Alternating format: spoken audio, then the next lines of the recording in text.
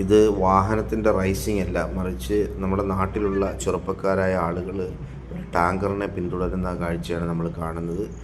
കഴിഞ്ഞ ഏതാനും ദിവസങ്ങൾക്ക് മുമ്പ് കോമൺ ബോട്ടിൻ്റെ തൊട്ടടുത്തായിട്ടും അതുപോലെ തന്നെ ചെറിയകുളന്നൂർ ക്ഷേത്രത്തിൻ്റെ തൊട്ടടുത്തായിട്ടും ഒരു ടാങ്കർ ലോറിയിൽ വേസ്റ്റ് വെള്ളം കൊണ്ടുവന്ന്, അതായത് കക്കൂസ് മാലിന്യം കൊണ്ടുവന്ന് തട്ടിയതുമായി ബന്ധപ്പെട്ടുള്ള വാർത്ത ആയൂട്ട് ന്യൂസ് സംപ്രേഷണം ചെയ്തിരുന്നു. അതിനുശേഷം ചടയമംഗലം പോലീസ് ഉൾപ്പെടെ അവിടെ എത്തി ഇതിൻ്റെ തെളിവെടുപ്പും കാര്യങ്ങളൊക്കെ നടത്തിയിട്ടാണ് പോയത്. പക്ഷേ അന്ന് ഇവരെ ഒരു തരത്തിലും കണ്ടെത്താൻ കഴിയാത്തൊരവസ്ഥയായിരുന്നു. പക്ഷേ ഇന്നും ജനങ്ങളെല്ലാം ജാഗ്രത പാലിച്ചതിൻ്റെ അടിസ്ഥാനത്തിൽ രാത്രി 10 മണിയോടെ ഇവിടെ നിന്ന് വേസ്റ്റുമായി വന്ന ഈ വാഹനത്തെ ആരോ കാണുകയും അത് മറ്റുള്ളവരിലേക്ക് ഇങ്ങനൊരു വാഹനം വന്നിട്ടുണ്ട് എന്ന് പറയുകയും ചെയ്തതിൻ്റെ അടിസ്ഥാനത്തിൽ ആളുകളൊക്കെ കാത്തിരുന്ന് ഈ വാഹനത്തെ കണ്ടെത്താനുള്ള ശ്രമം നടത്തുന്നതിനിടയിൽ വാഹനം ഇവരിൽ നിന്ന് വെട്ടിച്ച്, അതായത് ഇവർ കാണുന്നതിന് മുമ്പ് തന്നെ ഇവരെ ആളിനെ പിടിക്കുന്നതിന് മുമ്പ് തന്നെ വളരെ സ്പീഡിൽ തിരിഞ്ഞ് പോവുകയാണ് ചെയ്തത്. അതിനോടൊപ്പം തന്നെ കാരാളികോണം, ചെറിയകുളന്നൂർ, റോഡുവിള, ആക്കൽ പ്രദേശങ്ങളിലുള്ള നിരവധി ചെറുപ്പക്കാർ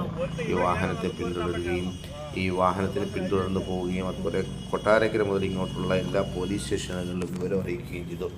പോലീസും നാട്ടുകാരും ചെറുപ്പക്കാരായ ആളുകളും ബൈക്കിലും കാറിലും ഒക്കെ ആയി പോയിട്ടും ചെറിയകുളന്നൂർ മുതൽ കൊട്ടാരക്കര വരെ ഈ വാഹനത്തിൻ്റെ പിന്നിൽ പോയിട്ടും പല വാഹനങ്ങളെ ഇടിച്ചു തെറിപ്പിക്കുന്ന രീതിയിലാണ് ഈ വാഹനം, നിയന്ത്രണ വിധേയമല്ലാത്ത രീതിയിലായിരുന്നു ഈ വാഹനത്തിൻ്റെ ഡ്രൈവർ ഈ വാഹനം ഓടിച്ചിരുന്നത് എന്നുകൂടി നമ്മൾ ഓർക്കേണ്ടതുണ്ട്. ഏതെങ്കിലും ഒരു വാഹനം ഒരുപക്ഷെ എതിരിൽ വന്നാൽ ആ വാഹനത്തിനെ ഇടിച്ച് തെറിപ്പിച്ച് മുന്നോട്ട് പോകാനുള്ളൊരു ശക്തിയോട് കൂടിയിട്ടാണ് ഈ വാഹനം പോയിരുന്നത്. അപ്പോൾ അതുകൊണ്ട് തന്നെ പലരും ഈ വാഹനത്തിന് മുന്നിൽ കയറിയിട്ടും പേടിച്ച് പിന്മാറുകയാണ് ചെയ്തത്. അതിനുശേഷം ഈ വാഹനം വളരെ സ്പീഡിന് യാതൊരു വിധത്തിലുള്ള ഡ്രൈവിംഗ് മാനദണ്ഡങ്ങളും പാലിക്കാതെയാണ് ഈ വാഹനം പോയത്.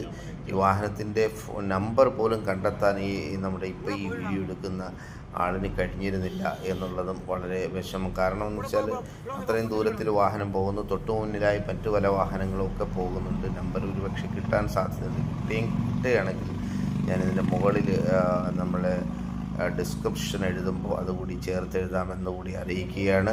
അതുപോലെ തന്നെ ഈ വാഹനത്തിനെ ഇതുവരെയും പിടികിട്ടിയിട്ടില്ല എന്നുള്ളതാണ് സത്യം. പൂയപ്പള്ളി പോലീസും കൊട്ടാരക്കര പോലീസും ഒക്കെ സംയുക്തമായി ഈ വാഹനത്തിൻ്റെ പിന്നിൽ പോവുകയും വാഹനം വരുന്നതിൻ്റെ റൂട്ടുകൾ കൃത്യമായി വയർലെസ് സെറ്റ് വഴി പറഞ്ഞു കൊടുക്കുകയും ചെയ്തിട്ട് പോലും ഈ വാഹനത്തെ കിട്ടാതെ ഈ വാഹനം മറ്റ് ഊടുവഴികളിലൂടെ കൊട്ടാരക്കര ടൗൺ വരെ ഈ വാഹനം പോയതായിട്ടാണ് ഈ വാഹനത്തെ പിന്തുടർന്നവർ പറയുന്നത്.